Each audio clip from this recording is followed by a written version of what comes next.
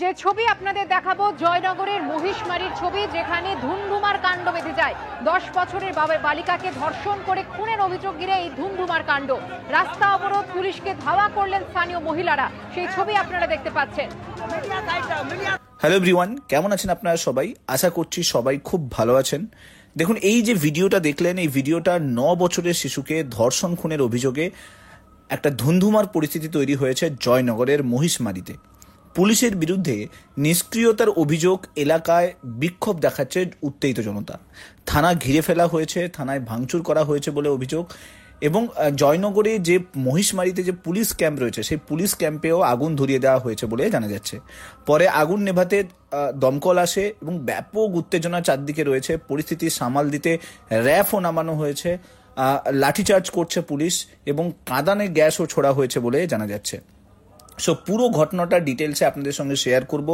ভিডিওটা ভালো লাগলে লাইক করে দেবেন, চ্যানেলটাতে নতুন হয়ে থাকলে শেয়ার করে দেবেন এবং প্রত্যেক দিনের বাংলার নতুন কিছু আপডেট পেতে এই চ্যানেলটাতে জয়েন হতে ভুলবেন না। দেখুন, শুক্রবার রাতে মহিষমারি এলাকায় পুকুর থেকে উদ্ধার করা হয় এক শিশুর দেহ, যার বয়স 10 বছর ছিল। পরিবার জানিয়েছে দুপুরে কোচিং সেন্টারে পড়তে গিয়েছিল ওই শিশু। 4র্থ শ্রেণীর ছাত্রী সে, কিন্তু কোচিং থেকে আর বাড়ি ফেরেনি। শিশুকে খুঁজে না পেয়ে মহিষমারি পুলিশ ফাঁড়িতে অভিযোগ জানাতে গিয়েছিল পরিবারের সদস্যরা। অভিযোগে তাদের কথায় প্রথমে গুরুত্ব দেওয়া হয়নি এবং পুলিশ তাদেরকে অসহযোগিতা করে। তাদের বলা হয়েছিল যে জয়নগর থানাতে গিয়ে অভিযোগ জানাতে। পরিবারের দাবি, অভিযোগের কথা শুনে পুলিশ তৎপর হয়ে উঠলে হয়তো শিশুটিকে বাঁচানো যেত। বাড়ি থেকে 1 কিলোমিটারের মধ্যেই পুকুর থেকে শিশুটির দেহ খুঁজে পায় পুলিশ।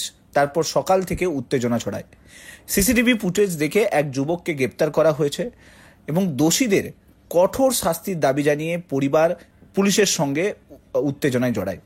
সেই সঙ্গে পুলিশের ভূমিকা নিয়েও ক্ষোভ উগরে দিয়েছে তারা। শনিবার সকালে পুলিশ যখন জয়নগরের ওই জায়গায় মহিষমারিতে পৌঁছয়, পুলিশকে ঘিরে বিক্ষোভ দেখাতে শুরু করে উত্তেজিত জনতা। ঝাঁটা, লাঠি, বাঁশ নিয়ে মহিষমারি পুলিশ ফাঁড়িতে চড়াও হন মানুষ। থানার ভেতরে ঢুকে ভাঙচুরও চালায়। পুলিশ ক্যাম্পে আগুন ধরিয়ে দেওয়া হয়, জ্বালিয়ে দেওয়া হয় গুরুত্বপূর্ণ নথি এবং পরিস্থিতি সামাল দিতে লাঠিচার্জ করে পুলিশ।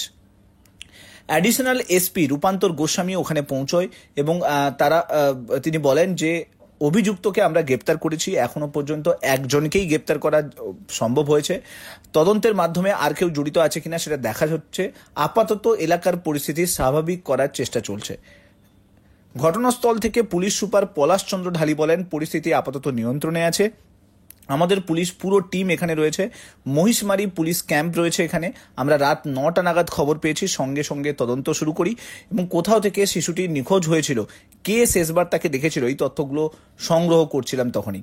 তবে অভিযুক্তকে চিহ্নিত করা হয়েছে সিসিটিভি ফুটেজ দেখে।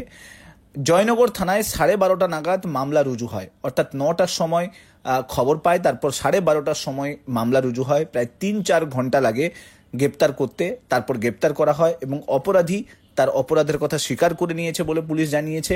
তবে তারপরেও এলাকায় ক্ষোভ থামছে না। কেন না, বিকজ অফ দ্যাট পুলিশ কোনোভাবে গ্রামবাসীদের সাহায্য করেনি। বিভিন্ন পুলিশ স্টেশনে যাওয়ার কথা বলা হয়েছে, এক পুলিশ স্টেশনে গেলে অন্য পুলিশ স্টেশনে যাওয়ার কথা বলা হয়েছে। তাই জন্য ক্ষোভে ফেটে পড়ে গ্রামবাসীরা পুলিশ ক্যাম্পে আগুন লাগিয়ে দেয় এবং পুলিশদের ওপর অত্যাচার করতে স্টার্ট করে। শিশুটির খুনের যদি ব্যাপারটা পুলিশ আগে থাকতে দেখতো এবং যদি পুলিশ স্টেপ নিত, তাহলে হয়তো শিশুটিকে বাঁচানো যেত বলে গ্রামবাসীদের দাবি। শিশুটিকে খুনের আগে ধর্ষণ করা হয়েছে সেটা পুলিশের তরফ থেকে জানানো হয়েছে এবং পুলিশের তরফ থেকে এটাও জানানো হয়েছে যে যে অভিযুক্ত রয়েছে সেই অভিযুক্ত কিন্তু স্বীকার করে নিয়েছে যে সে এই দোষটা করেছে, শিশুকে ধর্ষণ করে খুন করা হয়েছে। তারপরে পুকুরে ফেলে দেয় বলে জানিয়েছে। শিশুর বাবা বলেছেন যে আমার সঙ্গেই দুপুরে মেয়েটা পড়তে গিয়েছিল, 5টার সময় ছুটি হয়। বাজারে আমার দোকানে এসে বলে গেল যে বাবা আমি বাড়ি যাচ্ছি। ও রোজ একাই বাড়ি ফিরতো, কিন্তু আমার মেয়ে কালকে আর বাড়ি ফেরেনি। বাড়ি থেকে খবর পেয়ে আমরা খোঁজাখুঁজি শুরু করি, কোথাও পাইনি। পরে পুলিশ আমাদের বাড়ি থেকে 1 কিলোমিটার দূরে পুকুরের মধ্যে আমার মেয়ের দেহ খুঁজে পায়।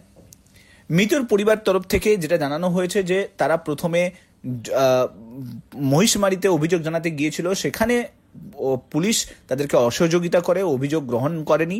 তারপর তাদেরকে জয়নগর থানায় যেতে বলা হয়।